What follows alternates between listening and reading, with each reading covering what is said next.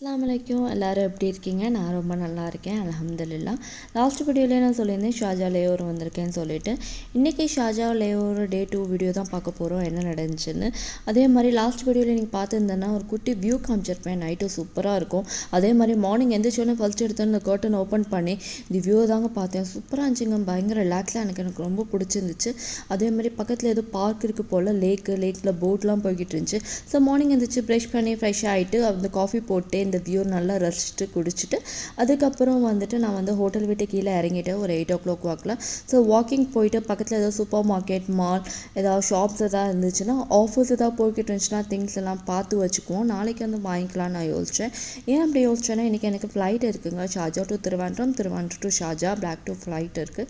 So நாளைக்கு எனக்கு again Sharjah லேஓவர் தான். நாளைக்கு ஹோல் டே நான் ஷார்ஜாவில் தான் இருப்பேன். எனக்கு நிறைய டைம் இருக்குது வாங்குறக்கும் திங்ஸும். இப்போ வந்துட்டு டைம் இல்லை. ஸோ அந்தளவுக்கு திங்ஸ் நம்ம நான் ஷாப்பிங்குள்ளே என்ட்ரி ஆனாவே எனக்கு டைம் போகிறதே தெரியாது. ஸோ எனக்கு டைமும் பத்தாது. அதனால சரி நாளைக்கு வாங்கிக்கலாம்னு நினச்சேன். பக்கத்தில் அல்மதினா சூப்பர் மார்க்கெட் இருக்குது. அந்த சூப்பர் மார்க்கெட்டில் போய் எனக்கு ஏதாவது ஸ்நாக்ஸ் வாங்கிக்கலாம்னு நினச்சிட்டு ஒரு சிப்ஸ் பேக்கெட் மட்டும் வாங்கிட்டு அப்படியே நடந்து நான் வந்தேங்க. ஷார்ஜா அந்த அளவுக்கு ஹாட்டாக இருக்கும்னு கேள்விப்பட்டிருக்கேன். ஆனால் அன்றைக்கி நான் போயிருந்தப்போ அந்த அளவுக்கு ஹாட் எதுவும் இல்லை, மார்னிங் டைம்னால ஓகேயாக தான் இருந்துச்சு. ஸோ அதே மாதிரி சிட்டி எல்லாமே பயங்கர க்ளீனாக இருந்துச்சு. ஒரு குப்பை கூட என்னால் பார்க்க முடியல, அந்த அளவுக்கு மெயின்டைன் பண்ணிக்கிட்டு இருக்காங்க.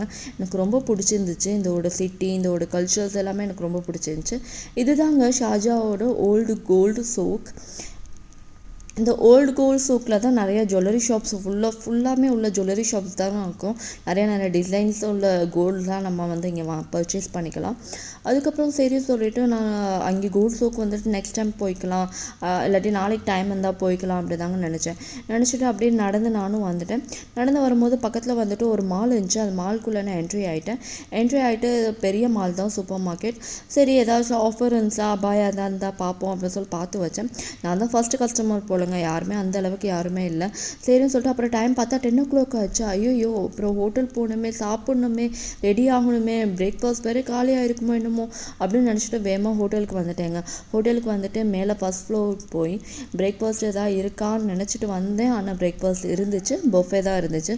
ஸோ இந்த டைமில் டயட்லாம் ஃபாலோ பண்ண வேணாம், நம்மளுக்கு பிடிச்ச ஐட்டமும் சாப்பிட்லாம் அப்படின்னு சொல்லிட்டு எனக்கு பிடிச்ச ஐட்டம்ஸ்லாம் நான் எடுத்து வச்சுட்டு நான் வந்துட்டு டைனிங் டேபிளில் வந்துட்டேங்க.